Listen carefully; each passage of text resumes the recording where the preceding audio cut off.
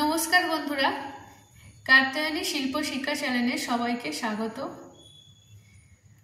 আমি তোমাদের কাছে নেক্সট ভিডিও নিয়ে চলে এসেছি। তোমাদের আমি ড্রয়িং আর কাটিং শেখাবো। তোমাদের আমি জাঙ্গিয়া শিখিয়েছিলাম, জাঙ্গিয়া ড্রয়িং আর কাটিং শেখানো হয়ে গেছে। এবার তোমাদের আমি এলাইন ফ্রক ড্রয়িং আর কাটিং শেখাবো এবং মাপ কিভাবে নিতে হয় তোমাদের সেটাও আমি শেখাবো। দেখো, একটা তোমাদের কাছে আমি জামা রেখেছি, জামা থেকে কিভাবে মাপ তুলতে হয় সেটা তোমাদের আজকে শেখাবো। দেখো, কাঁধ থেকে নিচে পর্যন্ত আমি নিয়েছি। এটা হচ্ছে ঝুল, এখান থেকে এই পর্যন্ত এটা হচ্ছে ঝুল, এটাকে ঝুল বলে। ঝুলের মাপ কত আছে?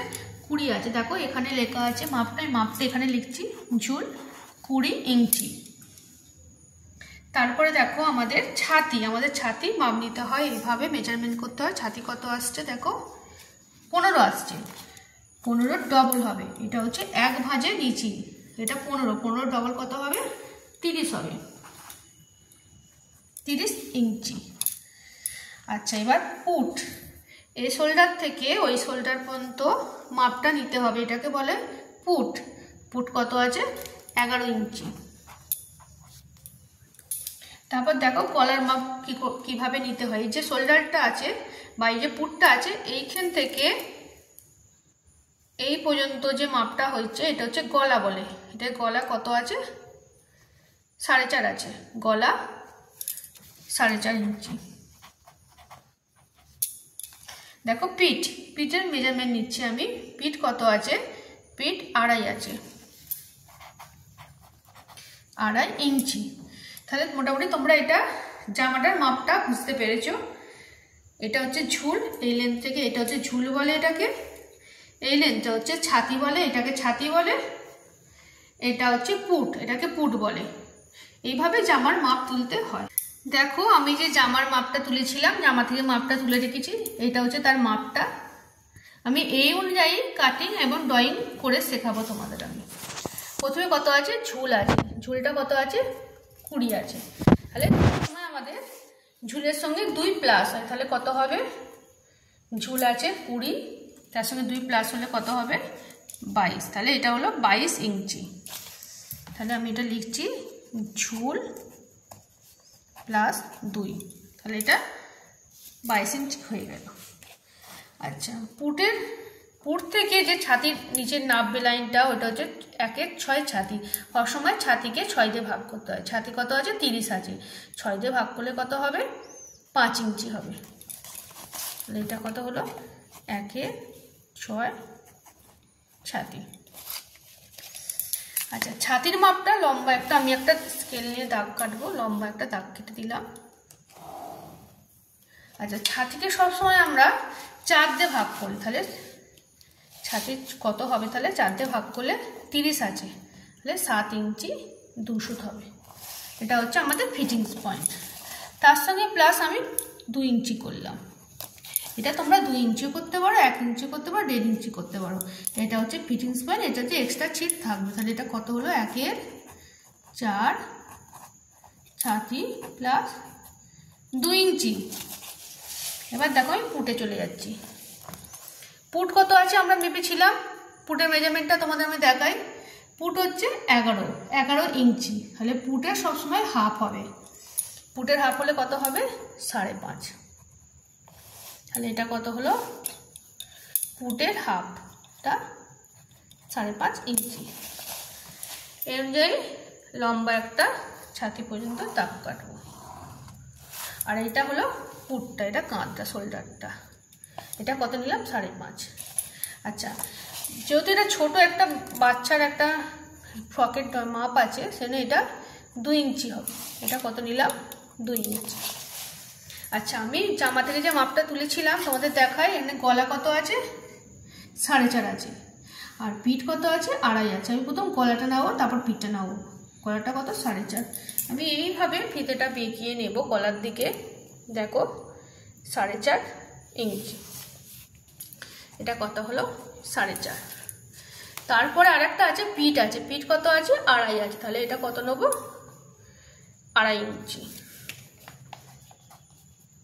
তাহলে আমাদের এটা পিঠ হয়ে গেল, এটা গলা হয়ে গেল। আমি এইভাবে গলার মাপটা শেপ দেবো, পিঠটা, এবার গলাটা শেপ দেবো। হয়ে গেল। আমাদের সব সময় শোল্ডারে বা কাঁধে 1/2 ইঞ্চি শেপ হয়। 1/2 ইঞ্চি মানে এই যে পিঠের মাপ আছে 1/2 ইঞ্চি, 1/2 ইঞ্চি সবসময় শেপ হবে ফ্রকের জন্য। দেখো 1/2 ইঞ্চি শেপ দিলাম। এবার আমি মোহরা শেপ দেব।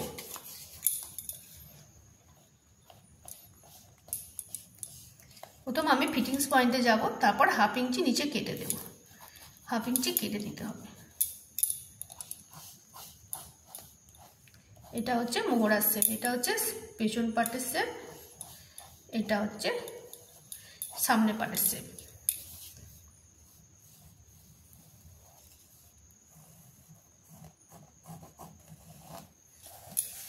হয়ে গেল। এবার তোমার নিচের ঘেরটা আমি কতটা নেব, তোমার যেমন ছিট থাকবে সেই হিসাবে কিন্তু ঘেরটা হবে। তোমার বেশি ছিট থাকলে ঘের থাকলে বেশি হবে, আর যদি কম ঘের ছিট থাকে তাহলে ঘেরটা তোমার কম হবে।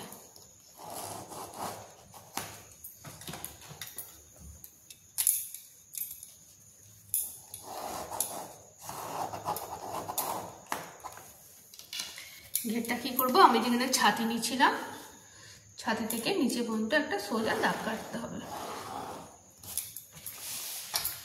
তারপর নিচে যে ঘেরটা আছে তার হাফ করব। কত আছে 10, 10-এর হাফ হবে 5। এটা 6 সুত শেপ হবে। কেন শেপ হবে, নিচেটা আমরা গোল করব, সেই জন্য 6 সুত আমার নিচেটা শেপ হলো। তোমরা বুঝতে পেরেছো মোটামুটি। প্রথমে কি হলো, ঝুল নিলাম, তারপর ছাতিটা নিলাম, তারপর পুটটা নিলাম। এটা পিঠ, এটা গলা। এবার তোমাদের এটা আমি কাটিং করে দেখাবো।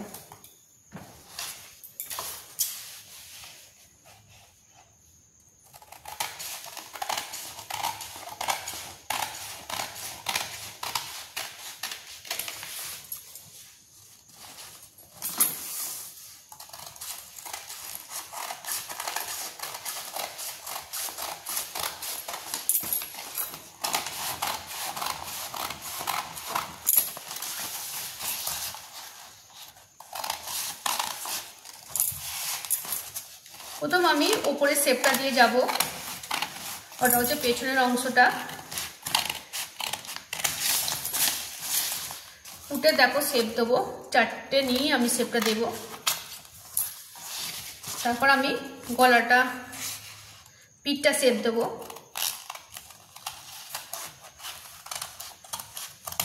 পিঠটা শেপ দেওয়ার পর আমি একটা পার্ট বার করে নেব, একটা পেপার বার করে নেব।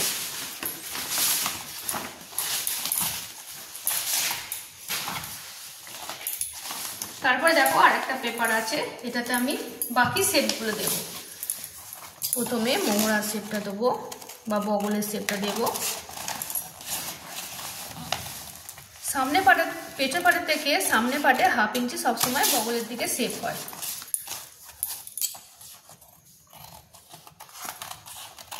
এটা আমি গলাটা কাটলাম।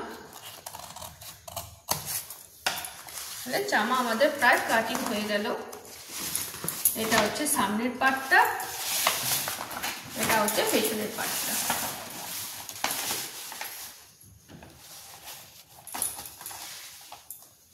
এইভাবে কিন্তু আমাদের ছিট বা পেপার কাটতে হয় বা কাটিং করতে হয়। গলাতে বা পিঠে সবসময় তারচা পট্টি হয়। তারচা পট্টি কি তোমাদের আজকে আমি একটু শিখিয়ে দেবো, কারণ আগে তোমাদের শেখানো ফ্রক হয়নি বা তারচা পট্টি শেখানো হয়নি। আমাদের কোনো কিছু ছিট থাকলে সবসময় আমরা এইভাবে কোনাকুনি কাটিং করব। এই কোনাকুনি কাটিং, এটাকে তারচা পট্টি বলে। তারচা পট্টি মোটামুটি 1 ইঞ্চি 2 সুত বা 1 ইঞ্চির মধ্যেই থাকে।